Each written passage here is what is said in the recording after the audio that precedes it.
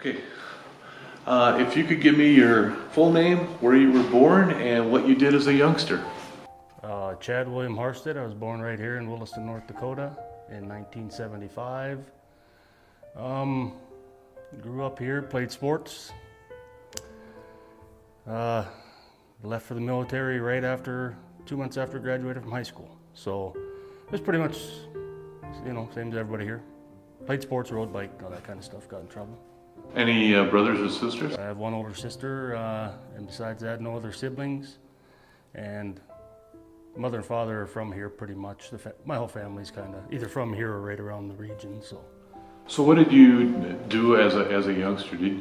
Obviously you went into the service right away. Was it something that when you were a kid you used to play Army or anything like that? No, my dad was in the Navy, my uncle was in the Navy, so I was bound and determined not to join the Navy, but I ended up doing it. I was going to join the Army or something just to tick them off, but then I realized that I knew I was going to join the military, and the stories they told, and some of their other friends were in the Navy, so just knew. I joined up, I was a sophomore, got into the delayed entry program, and so I knew I was leaving for the military pretty early on. So as a sophomore in high school, you had already decided that you were going to go in? Oh yeah.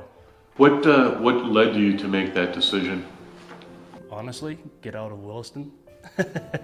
As much as I love it, but there's, it's either go to college or do the military, and I knew that I was going to be in the military.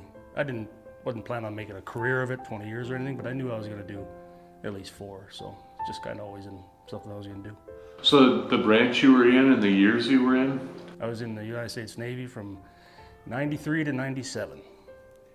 What ship were you on? USS Aubrey Fitch, FFG 34. What type of ship is it? Back then it was the smallest warship left. It was only about 430 feet long. Pretty smallest warship they had left, and it was a fast frigate, guided missiles they called it.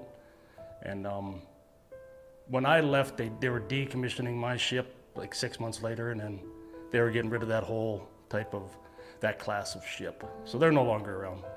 How many sailors were on the ship? 200. You go from 2 to 210, but right around 200 tops.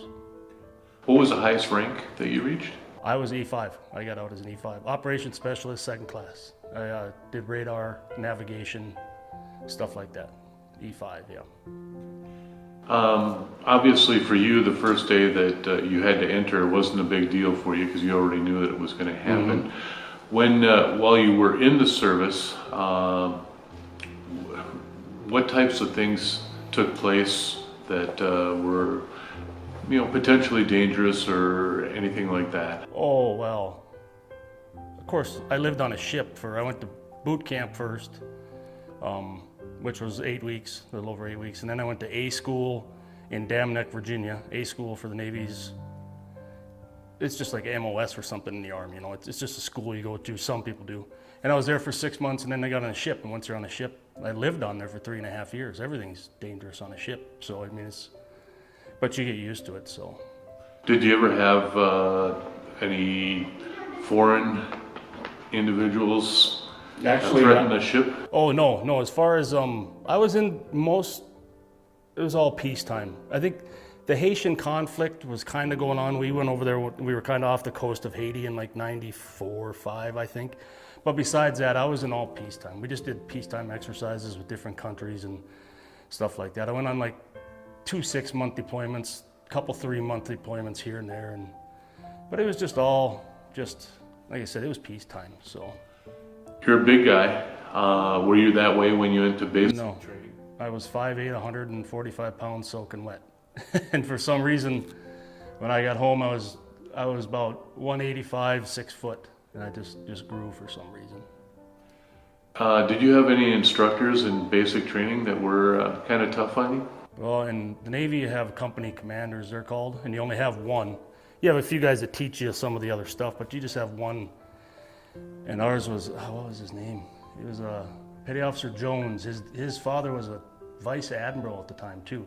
But he was enlisted. He was a pretty nice guy, but I mess with you, but that's the job. And of course, I was naive to everything, so I didn't know. But it was, looking back on it, it was fine. It was tough when I was there, but it was cool. When you're in with a group of guys like that, you usually end up with some guys that might be pranksters.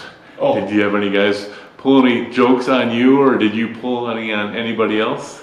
Well, in boot camp, the ones I could tell you that I probably wouldn't get in trouble for, none of them were bad, but anytime you can get a chance to sit down and take a 5-minute nap, you tried to if you could, and this happened more than once. If you fell asleep, somebody would tie your boots together.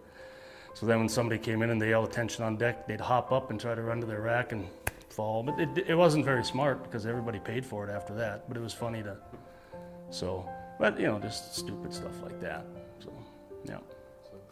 How would you describe your time in the service? I loved it. I don't know, I think I've been to 30 some different countries, met some great friends, haven't seen them in a while, but I do regret not staying in. I'd have had 20 in 3 years ago, and the guys I know that I kept in touch with that stayed in that were even lesser ranked than I did achieved pretty well for themselves in 20 years. So that's about my only regret. But then again, I kind of knew I wasn't going to do the full 20. I just wanted to do 4. When you reached your last day, what were your feelings? I was so happy. I jumped in my Toyota truck with my golf clubs and a few other things and left Mayport, Florida, and drove 2.5 days straight almost and got home, and it was great. But I missed it, Back then I kept in touch with a lot of my friends more. Now we don't, as much. And obviously it's 20 years later, but yeah, I was excited to get done with it. So what is your career now? I have my own seamless rain gutter company here in town. I just moved back about 10 years ago, not even 8 years ago. When I got out of the service, I worked for a friend. His father did seamless rain gutters, and I did that for a couple of years. Then I moved to Minneapolis, and I installed fire protection sprinklers for 10 years, union on the road. And I didn't like doing that. I didn't want to be in a hotel all the time and stuff, and all my family and friends were still here. So came back, and I knew how to do that stuff, so I started that up.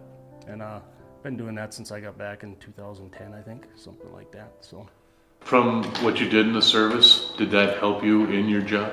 As far as relating? Yeah. No, the only thing I could have done as far as my rate would be like something to do with air traffic control or any type of radar stuff.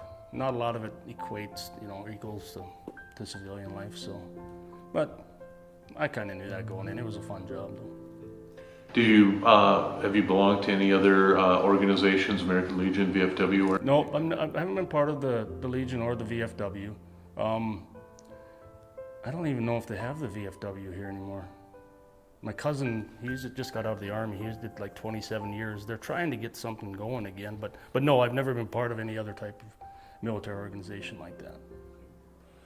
Chad, I want to say thank you very much for your service, and thank you for taking the time to do the interview. No problem. Appreciate it. Thank you very much.